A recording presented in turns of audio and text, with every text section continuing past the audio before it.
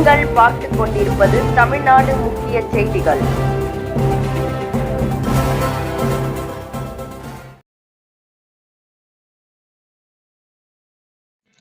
வணக்கம். மகாகவி பாரதியார் கட்டிடம் அமைப்புசாரா தொழிலாளர்களுக்கான 2வது புதிய அலுவலகத்தை திமுக மேடை பேச்சாளர் ரிப்பன் வெட்டி திறந்து வைத்தார்.